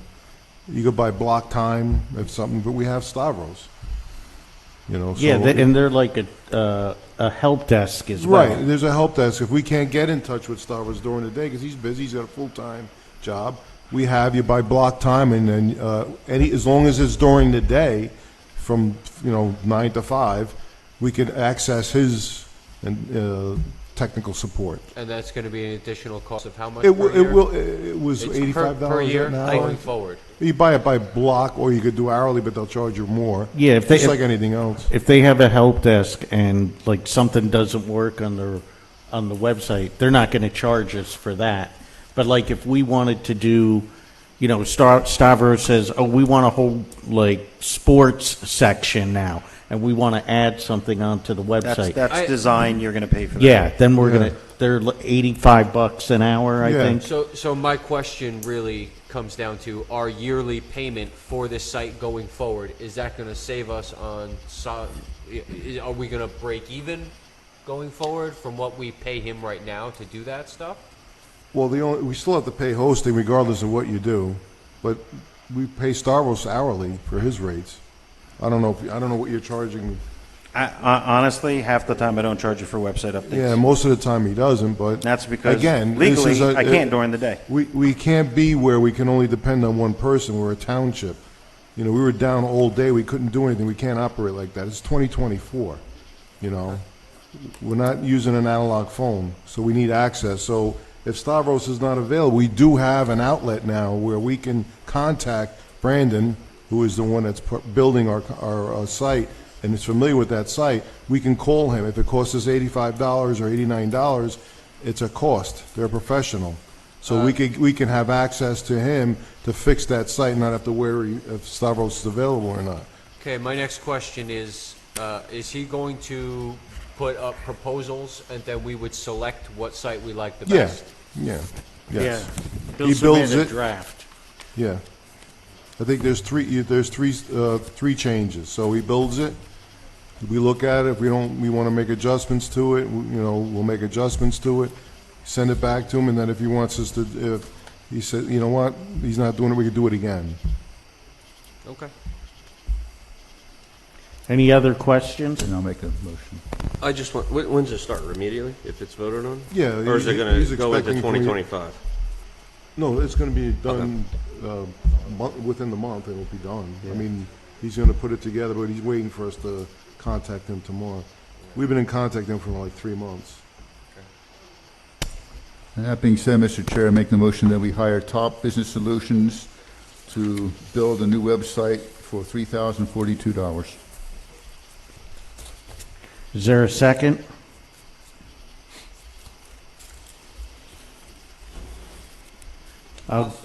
Okay. Any other discussion? All those in favor of the motion say aye. Aye. Aye. Aye. Any opposed? Motion carries 5-0. Okay, I'll open it up for public comment. Nick, if you can just time the public comment, 3 minutes. All I ask is you come up to the podium, give your name and address, and the floor is yours. Yeah, Marty, come on out. Marty Penner, 39 Lindsay Lane. Just want to go back to a prior meeting where you guys made a change to the budget, your transfer of funds. I wasn't able to make it that night, otherwise I would have mentioned it then, but that change needs to be done. That change of transfer of monies from one GL code to another needs to be done by resolution. And that's under the second class township code, the 1933 Act 69, and I believe it's subsection D, or no, C, where that needs to be done. You can make those changes. It just needs to be done by resolution. So in the resolution, you would call out exactly where you're moving it from to the other fund. So just want to make sure that you guys are falling within the Well, then that being said, I'll make the motion, we put the resolution for our next meeting for the transfer of Is funds. If I could speak to Ron? that, Mr. Chair. Hold on one second. Is that everything Marty said here you agree with? Well, I'll check the statute that's right here in front of me. Just give me a moment. Sounds logical. It's not true. Nick, did you have a point? Yes, I did. I spoke to Marty about this. I talked to Nick about it when I saw him up at the park the other day for that. But Ron, it's subsection E. I'm sorry. Yeah, what's the number? I spoke with after I spoke with Marty, I wanted to confirm with because I did speak to our auditor before, but then when Marty brought it up, I called back to Kate and Corey, and for when you're making line item adjustments, you don't need to do any kind of resolution. If you're doing fund changes from different funds to another, yes, you need a resolution. Yeah, And that was from, about right. that was from, and we read that code that we talked about because it was a little convoluted when I was reading it, and that's when I called him and I says, you don't need it. If you're just moving line items, that's fine. But if you're moving money from another fund to another fund, like moving, when you're moving money from another bank fund and you're moving it to another fund, you have to have a resolution for that. Okay. We didn't make any changes to the budget. The budget stayed the same. We're moving money from one to the other. We didn't increase the budget or deduct, for the budget. Yeah, but And it says any funds specifically in funds. funds. Yeah. Any funds means money.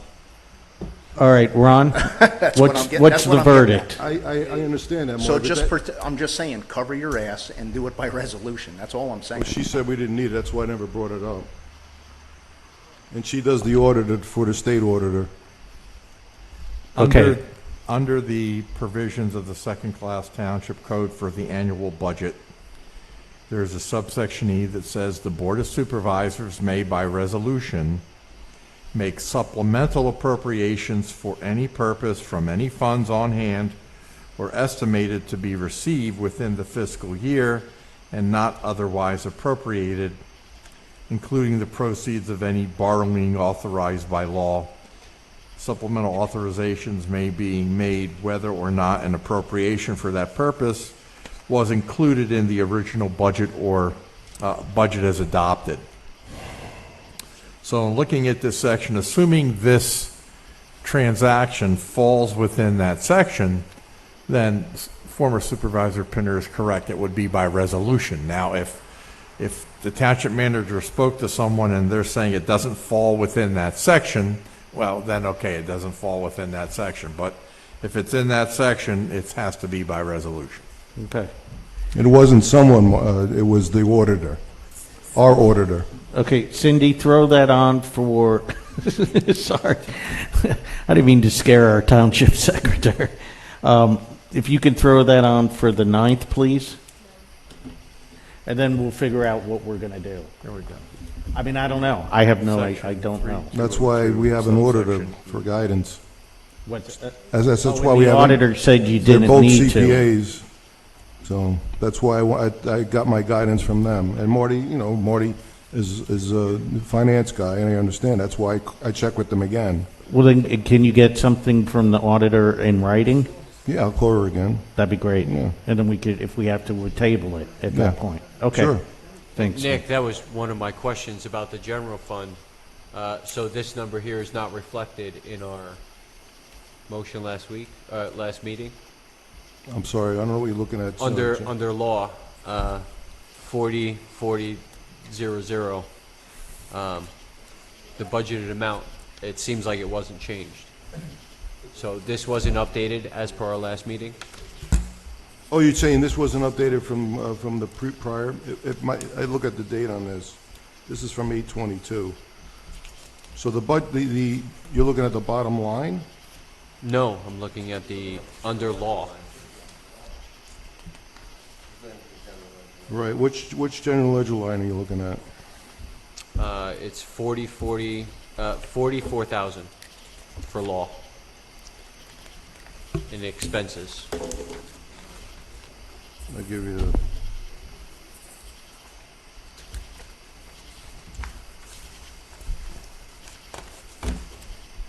Page 4, backside of page 4. Actually, it says page 6 underneath. Page 6? 404, okay, 404. Which one? Yeah, legal, All the budgeted amounts. right. I believe that those were our previously budgeted amounts, so that wasn't changed. No, they were changed. Yeah. That's with Yeah. our update? Yeah. Yep. Okay.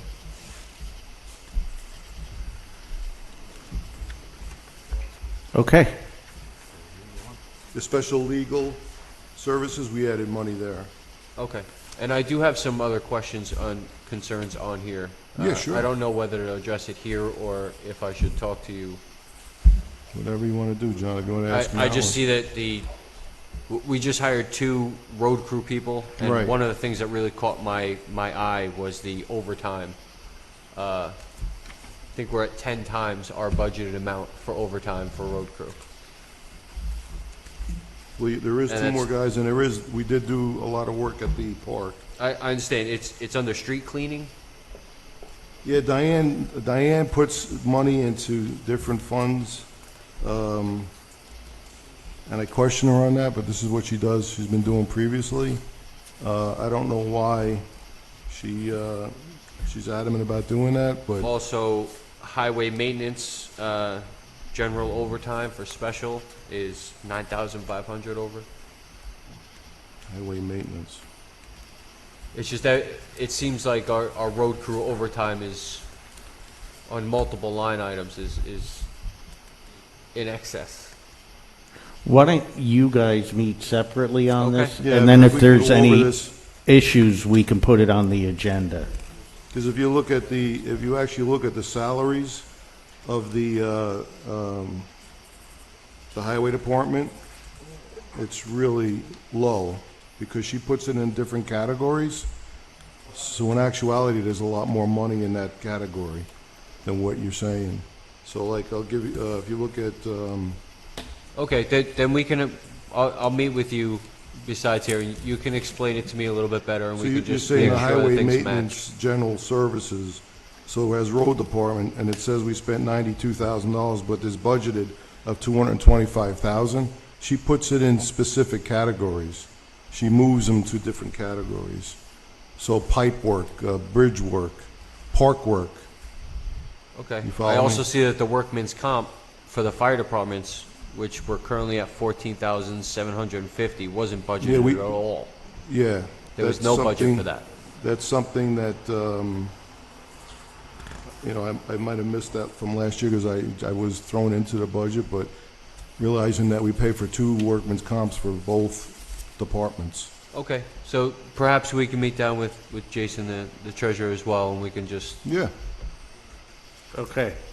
Anyone else, public comment? Of course. Yeah, Ron. And, your time, right? What's that? You doing a 3 minutes? Are they doing another? Yeah.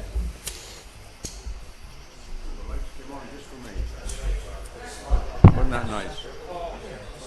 Ron Angle, $52 million highway. Jonathan seemed to be on the track of something here. It was kind of interesting about the budget. Certainly, the road department is out there every day doing road work. Wherever I go, I see them doing loads of road work. So whatever money we're spending on roads, that's primarily what our main job is in a second-class township, is the roads. So if I could inquire, Nick, how much have we been billed so far from Gross McGinley for these outside special counsel, alternate solicitor / whatever it was? Well, that was the money that we had to put in the special fund. You had it put So in a, actually, would you say it was put in a certain fund? the Gross McGinley is under a special, Oh, they have their own special, I can picture that. Those bills probably would qualify for a special category. yeah. So that's why we moved money around for the legal fees. So what's the number in there right now? For the special, yeah. Page 6. So right now, we spent $17,000 on special legal services, and that's where Gross McGinley is coming from. Now we have $33,000 budgeted for that. We do have a discrepancy on one of his bills, because they're involved with the legal fees with the insurance. So most of the fees are going now to the insurance company, not us. Maybe for the benefit, I know what you were saying, but for the benefit of the general public here, maybe you can explain that a little more in detail. I know what it is, but I think the public ought to know what that is. About the insurance? Yeah. Well, what happens is he's now representing the board, not, originally the lawsuit was going through the insurance company. The insurance company hired these big shots from Philadelphia, and they spent X amount of dollars, which was about $17,000, and they didn't go to court or anything. So well, not me, but the board spoke with Gross McGinley, with Aiden Cousins, and got him to represent us through the legal process with the lawsuit through the insurance company. The insurance company improved him, so now he's paid through the insurance company, so he's billing them now for the lawsuit stuff. There is other things like the zoning board. There is things like that are coming out to us that, again, there's a discrepancy with his billing, so. So when a lay person would look at that, would I be safe to say they'd have no idea what that means when you see money out, money in, money out, money in? If you're seeing money A come. layperson, What's that? would it be simple to say that a layperson, when you look at that accounting of the money went out, but no, now some of the money came back in because it's now somebody else. For a simple person, that would be a little bit complicated, wouldn't it? Maybe, I don't want to say simple person, but maybe they don't understand legal, lawyers and how the system works, and So at some point in time, what you're saying is the Board of Supervisors took a vote, I presume, to have Cousins represent the insurance carrier that insured the supervisors, because Cousins could do it cheaper than the insurance carrier's Philadelphia attorney. that's correct. Everybody understand that? Okay. Right. So I presume, correct, that the rate that they quoted had to be a rate that was cheaper than the Philadelphia attorney. Cousins rate is cheaper than, yes. So, I know I've brought this up before. What is Cousins' rate? 160. 160 an hour. Well, I don't practice law. I know Mr. So we have Karasak's a 3 been practicing law for a long time. Who's keeping? I'm doing it. So,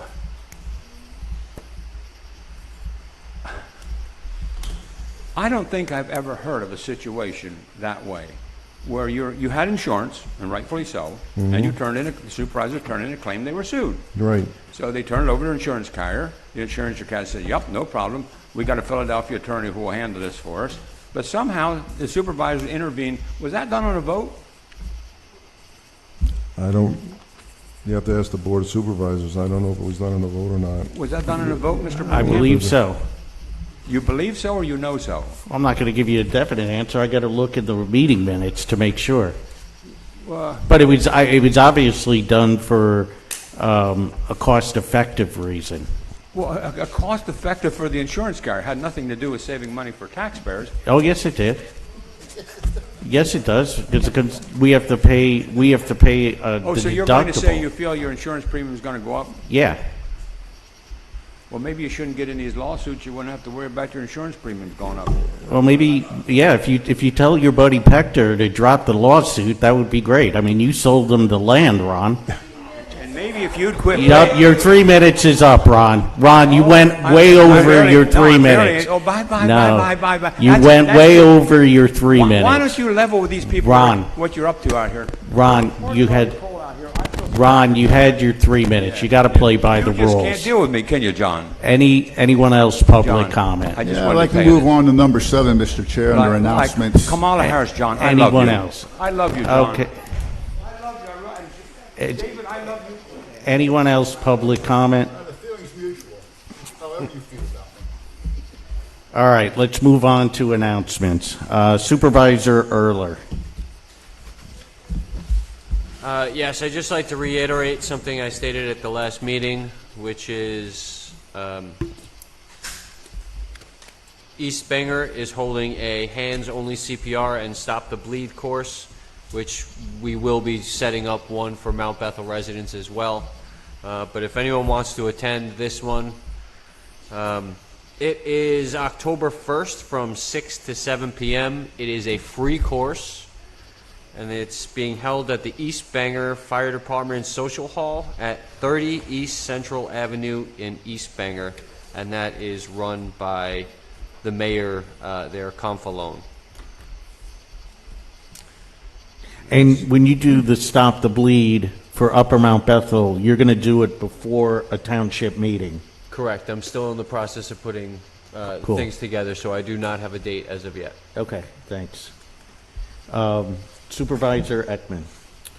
Just about the food truck festival and craft, for the first time. Last year it did get postponed. You know, with work, I did get there late and was able to help afterwards for the rest. Just to thank everybody who came out, all the vendors, everybody helping. From only being there towards the end, it did look like it was very successful. Great. Great. Oh, and Veterans Day, yes. That is next on the November 9th. We don't have that all set, though. Like, we'll do that in this month's meeting. The date is set for November 9th. We have one food truck. We know that. So, What time, November 9th? No, I don't need it yet. I don't need it yet. It is later in the day because there is a fireworks display, but I'll have to, we gotta get an updated flyer. Now that the food festival's up, we're gonna focus on it. Okay. Is that it, Corey? that's it. Supervisor Albert. No, nothing at this time. Supervisor Friedman.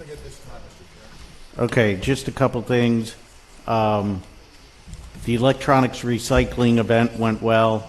We raised over $4,000. Community-wide yard sale, September 28th and 29th. That's a Saturday and Sunday. Emails, if you want your house to be advertised as having a yard sale, you email Chris Cali. His email address is chris@calliesfarm.com. That's CHRIS at CALLIESFARM.com. Or you could just send it to our township secretary, and she'll get it over to Chris. We had a meeting last Friday with Representative Ann Flood that went very well.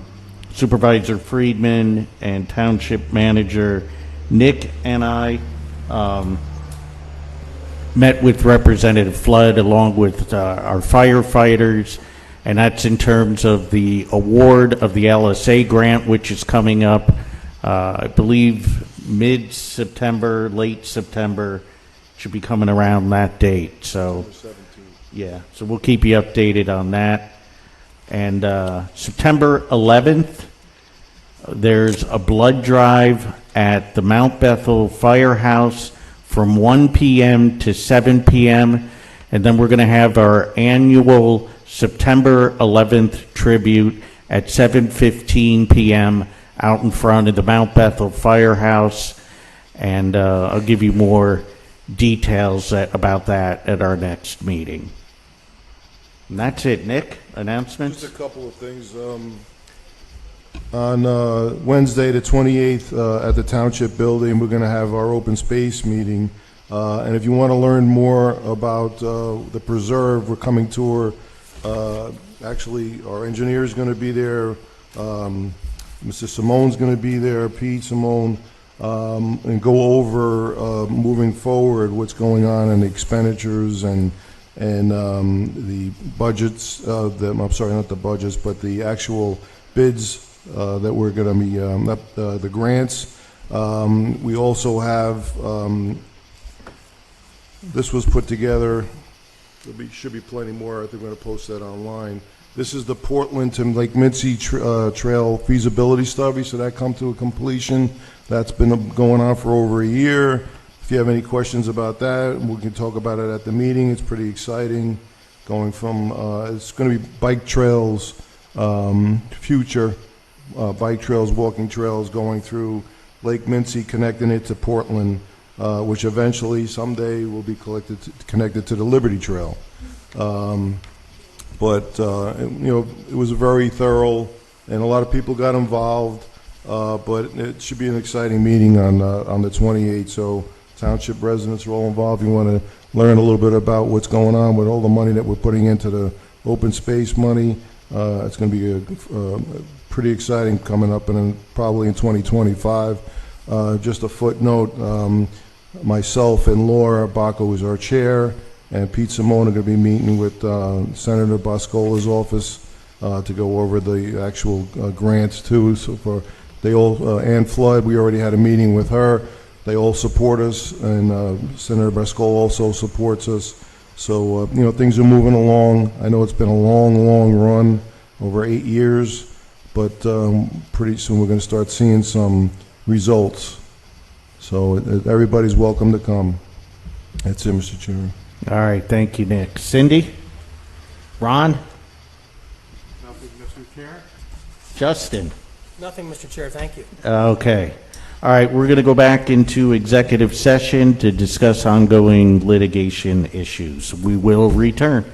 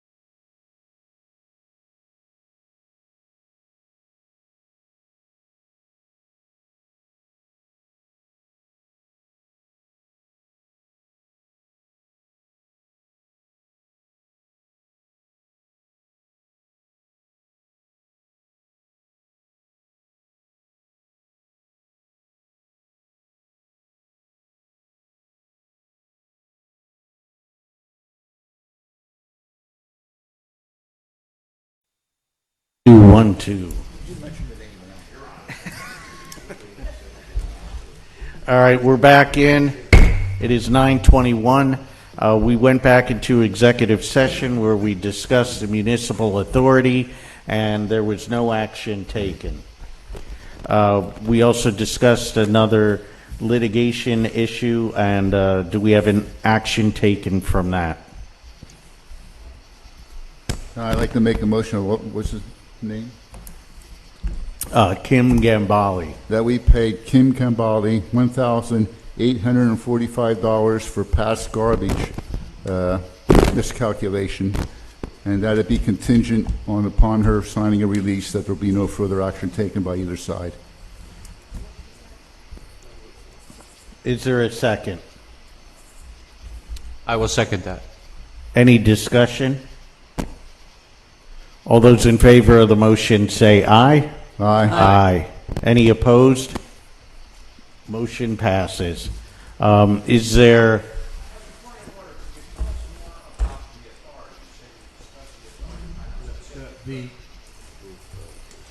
Discuss the litigation regarding the authority.